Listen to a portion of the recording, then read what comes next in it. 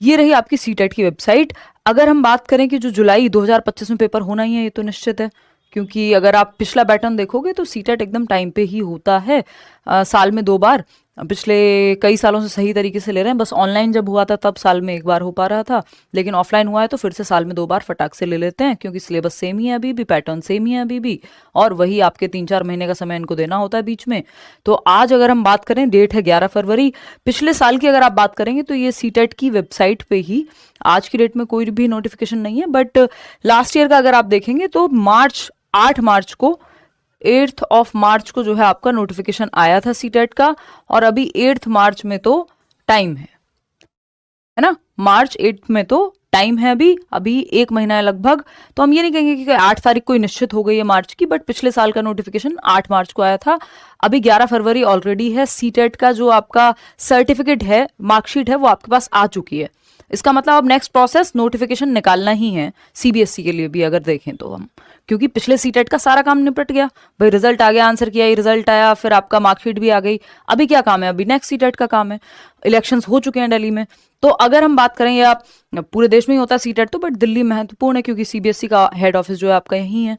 तो अगर हम बात करें तो बिल्कुल किसी भी दिन अगर देखें तो नोटिफिकेशन चाहे तो सीबीएसई निकाल सकता है, बट क्योंकि पुराने पैटर्न को देखते हुए मार्च में नोटिफिकेशन बनता है, तो वेट कर लेते हैं कि अब आप ये मान के चलिए कि आपको तैयारी शुरू कर देनी चाहिए। और लाइव बैच भी हम लोग तभी लेकर के आएंगे। बैच को लेकर के कई लोगों ने पूछा है प्रीवियसली अलग अलग सेशंस में इंस्टाग्राम पे, तो बैच आपका रिकॉर्डेड बैच अभी है जो चल रहा है करियरविल ऐप पे। इस बार सीटेट के लिए कुछ स्पेशल भी है आप लोग के लिए, एक सरप्राइज जैसा ही आप मान करके चलिएगा, सीटेट आने पे ही बताएंगे वो तो, है ना, और एक्चुअल सरप्राइज कहेंगे उसको, मतलब कुछ चीज़ें जो आपको हेल्प करेंगी बेसिकली पढ़ने में, ठीक।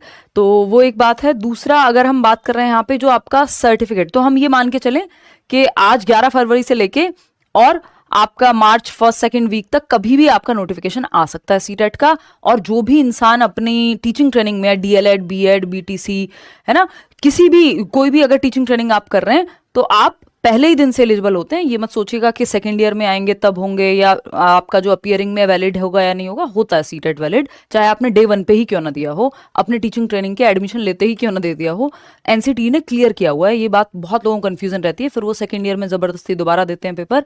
बात रही अगर आपका जो ये मार्कशीट आपको मिल गई है 82 मार्क्स, एक तो दोबारा आपको पेपर नहीं देना है, लाइफ टाइम वैलिडिटी है रेट्रोस्पेक्ट में। आज तक 2011 से 2025 तक आपने कभी भी सीटेट क्लियर किया है तो वो हमेशा के लिए वैलिड है, आपको दोबारा देने की जरूरत नहीं है। पहले 7 साल की वैलिडिटी हुआ करती थी, अब वो 7 साल हटा करके, कई साल हो गए इस बात को भी, उन्होंने लाइफ टाइम कर दिया है वैलिडिटी को भी सीबीएसई ने। या इवन टेट का जो सीबीएसई ने किया, ये तो एनसीटी ने क्लियर किया था, टेट की जो वैलिडिटी है वो लाइफ टाइम है।